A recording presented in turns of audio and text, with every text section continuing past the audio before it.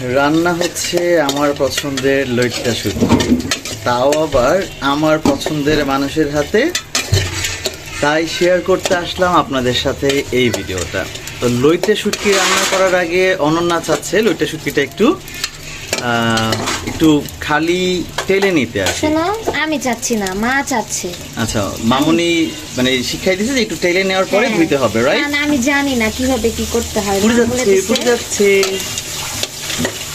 মা বলছে আমি ওইভাবে করতেছি।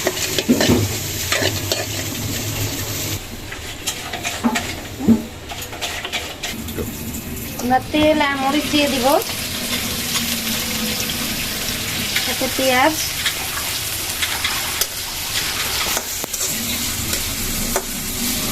একটু ঝাল ঝাল খাবা? ঝাল অনেক ঝাল না, মোটামুটি ঝাল। হ্যাঁ, একটু বেশি ঝাল। আম্মু তো এটা খাবে না, তো একটু ঝালই করবো। আচ্ছা, লবণ। তেলে নেওয়া শুটকিটা একদম সুন্দর করে ধুয়ে নেওয়া হইলো। দিয়ে দিব 2টা তেজপাতা, কারণ মা শুটকিতে তেজপাতা পছন্দ করে। আমি এখন আদা রসুন দিয়ে দিব।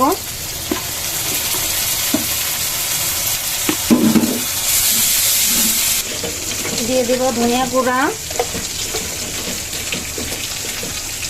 মরিচের গুঁড়া আর হলুদ গুঁড়া। অল্প একটু পানি দিব।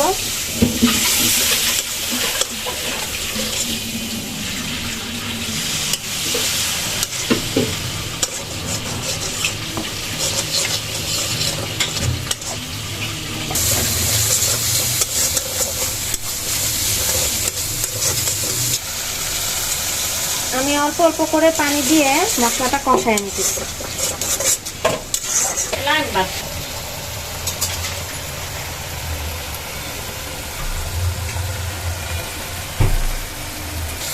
এবার আমি শুটকিগুলা দিয়ে দিব, যেগুলা ভেজে ধোয়া হয়েছে।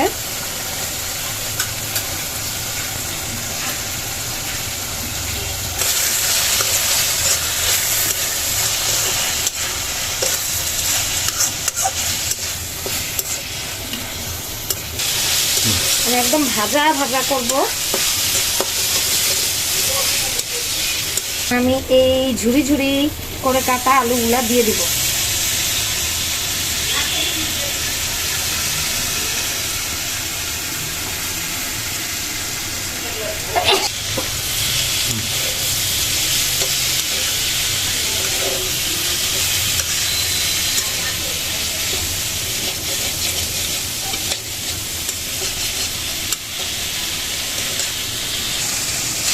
আলু আর শুটকিটা এখন একসাথে ভালো করে আমি কষায় নেব।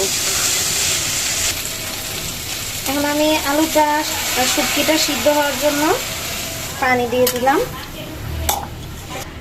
এখন আমি জালটা বাড়ানো রাখা অবস্থায় ঢেকে দিব।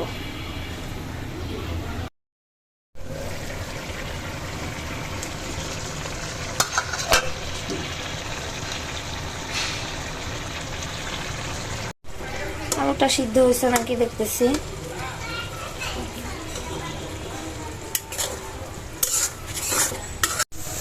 আমাদের শুটকি রান্না হয়ে গেছে। এখন আমি এটাকে নামায়া সার্ভ করব।